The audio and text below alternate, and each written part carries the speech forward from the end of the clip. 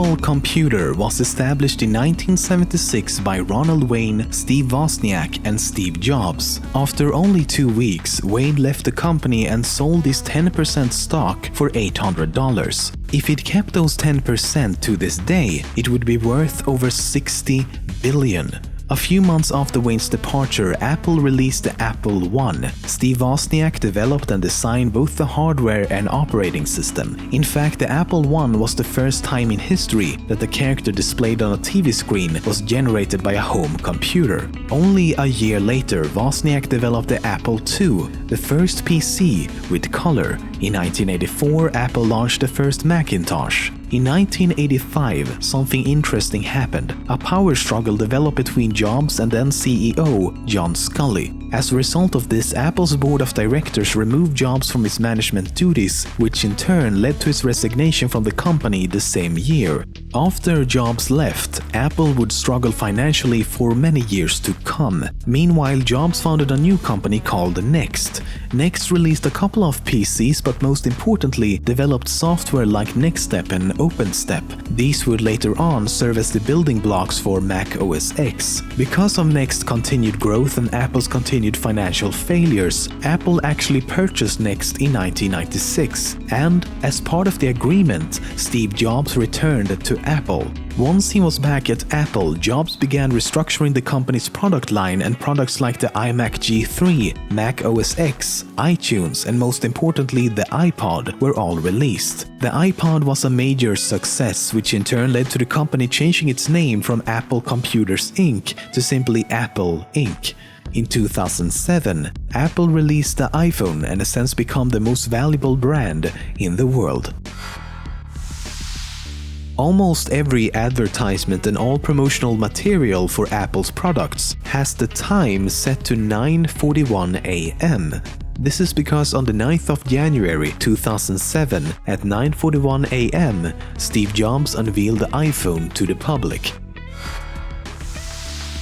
Nowadays, it's easy to take things for granted, especially technology. We use things every day without really thinking about it. For example, when was the last time you thought about the origin of rounded rectangles? In 1981, Apple employee Bill Atkinson came up with a new algorithm to draw ovals and circles on the Macintosh. But Steve Jobs wasn't impressed. He wanted something more. He wanted rectangles with rounded corners. Bill said it would be almost impossible and impractical, but Jobs insisted. So the very next day, Bill came up with a new algorithm that could draw rectangles with rounded corners just as fast as regular rectangles. He simply called them round rects. But even though Apple wasn't the first to use this sort of primitive, they are certainly responsible for its use in more or less every user interface ever since.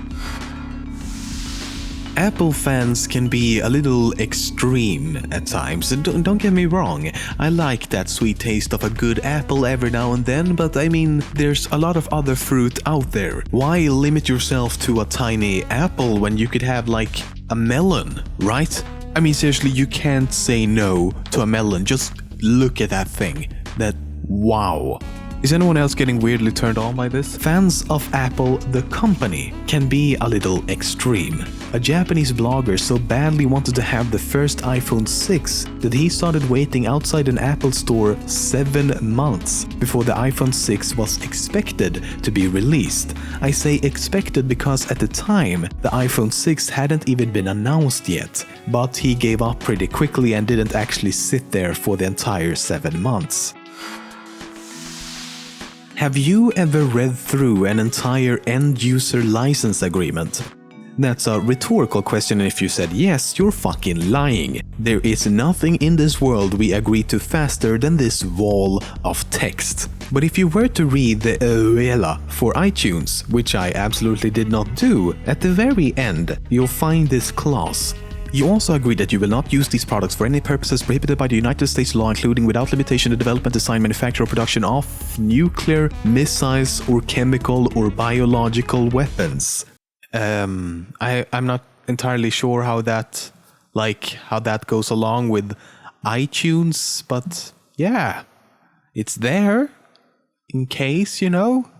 In case you should want to spend the weekend creating biological weapons with your friends and stuff, you know, like that kind of stuff. Yeah, that happens. We've all been there. When Apple first started releasing laptops, the logo on the back was always upside down, or the right side up depending on how you look at it.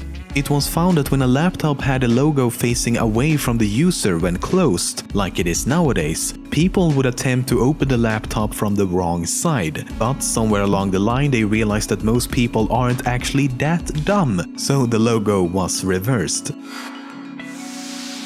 With the release of the App Store in 2008, mobile gaming has become a pretty huge hit to say the least. Still, if you're a gamer, Apple products usually aren't your first choice. No offense to any Apple fans watching this, but it's quite uncommon to see the Apple logo on new game releases. However, once upon a time, Apple actually made a video game console. It was called the Apple Pippin and was released in 1995 in Japan and the US. It was supposed to compete with Sega Saturn, Sony PlayStation and the Nintendo 64. There was only one slight problem: it failed miserably. It had a price tag of $599 and only sold around 42,000 copies. But the biggest issue was that the US version only had 18 games.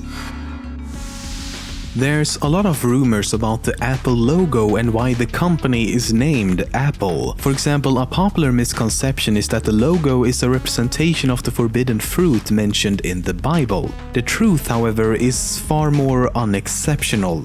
Both Steve Jobs and Steve Wozniak have said that the name Apple was randomly chosen because of its simplicity and as they couldn't come up with a better name. At the time, personal computers were not that common, so they wanted a name that was easy to understand and not intimidating to the average person. The logo was also chosen because of its simplicity. At the very beginning though, they actually used a logo featuring Isaac Newton sitting under an apple tree, but this was changed because it would be unrecognizable in small print. When they changed the logo to the current design, they considered using a logo with or without the bite, but in the end the logo with the bite was chosen to make smaller versions indistinguishable from a cherry. Everything you say to Siri is recorded, sent to Apple, analyzed and then stored for 2 years. And don't act surprised, it's all there in that wall of text you absolutely read before clicking accept, right? I mean, you did that, right? No, but seriously, in this day and age when privacy is becoming more and more a thing of the past, it's sadly not that much of a surprise anymore. So next time you talk to your phone, know that it's someone's job to sit and listen to everything you say. In 1987, Apple released a series of videos titled The Knowledge Navigator. Let's take a quick look.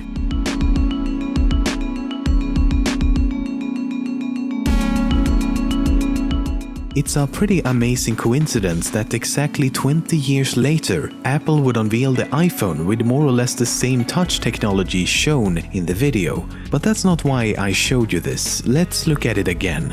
It's quite hard to see, but the calendar in the video says September 16th. Then he asks the personal assistant for a research paper from 5 years ago. There's an article about 5 years ago, Dr. Flemson or something. He published in the Journal of Earth Science of July 20 of 2006. Which turns out to be from 2006. That means the video is set to take place in September 2011. Now here's the thing. Siri, Apple's actual personal assistant, was released in October 2011, only a month after the date they predicted.